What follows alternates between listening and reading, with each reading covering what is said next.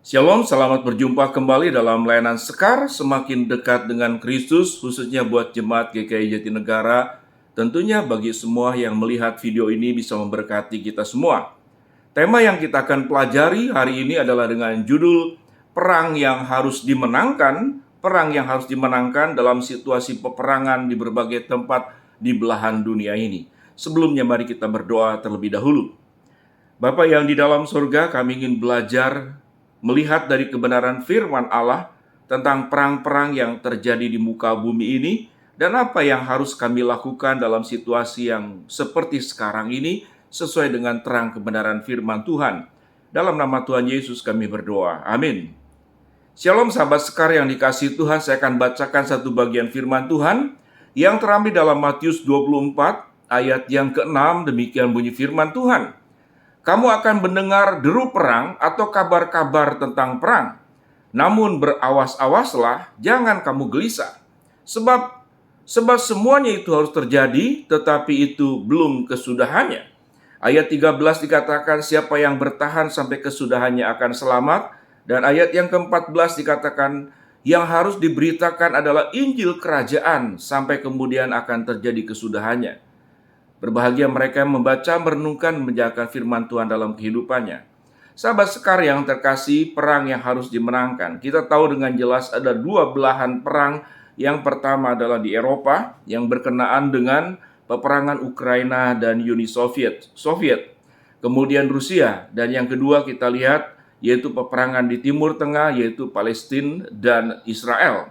Kalau kita belajar peperangan, apakah benar ini adalah sebuah desain yang diizinkan oleh Tuhan?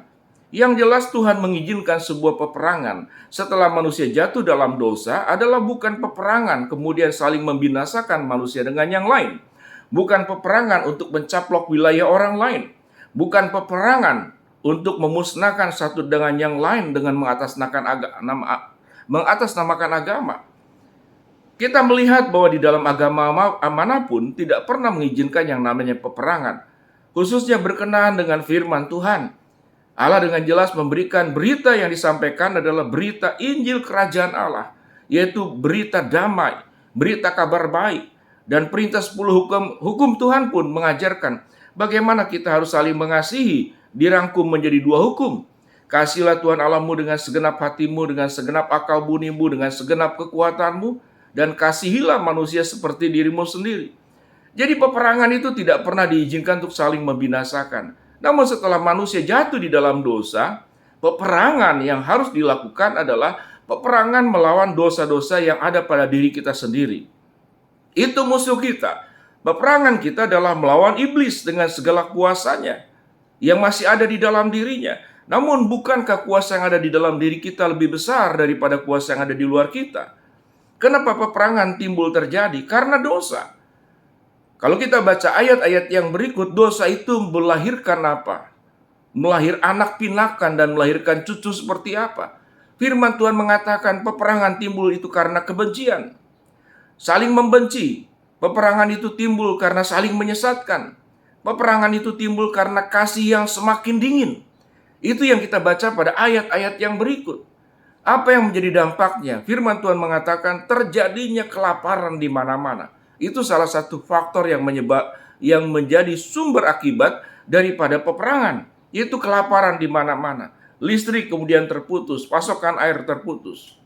Dengan demikian sahabat Sekar yang terkasih, kalau berbicara tentang peperangan yang ada di dalam dunia ini, bukan kita membela siapa, membela kiri atau membela kanan, membela yang dekat dan mirip dengan kita kemudian membenci yang lain, tidak demikian. Karena semuanya itu adalah ciptaan Tuhan. Adakah manusia di dalam dunia ini yang tidak diciptakan Tuhan? Mereka semua diciptakan oleh Tuhan. Mereka terlahir dari keturunan Adam dan Hawa. Mereka semua adalah umat-umat Allah pada awalnya. Dan mereka semua pun berjuang di dalam dosa. Kita yang sudah sebagai orang percaya yang dijanjikan keselamatan, kita pun berjuang dengan dosa. Mereka yang belum percaya kepada Kristus pun, mereka berjuang melawan dosa. Jadi dosa pada prinsipnya tidak mengenal apakah kita anak Tuhan atau bukan anak Tuhan. Dosa itu adalah sebuah produk yang dihasilkan oleh iblis yang kita kemudian harus terus melakukannya. Itu yang disebut dengan strategi dan tipu muslihat iblis.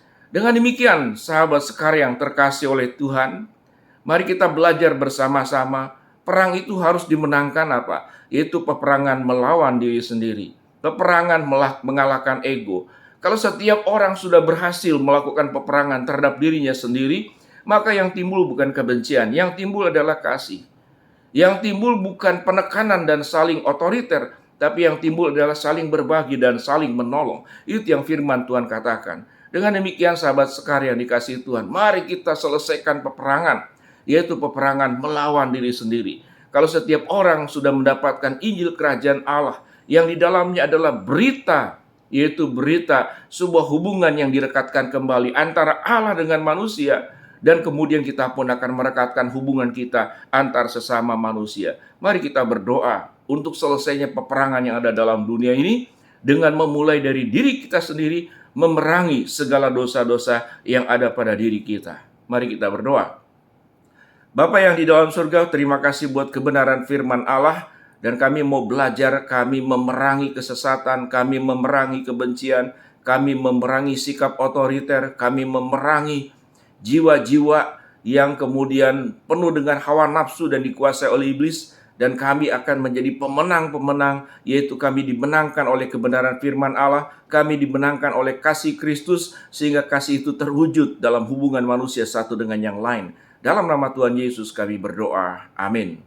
Shalom sahabat sekar yang dikasihi Tuhan. Semoga memberkati apa yang disampaikan pada hari ini. Amin.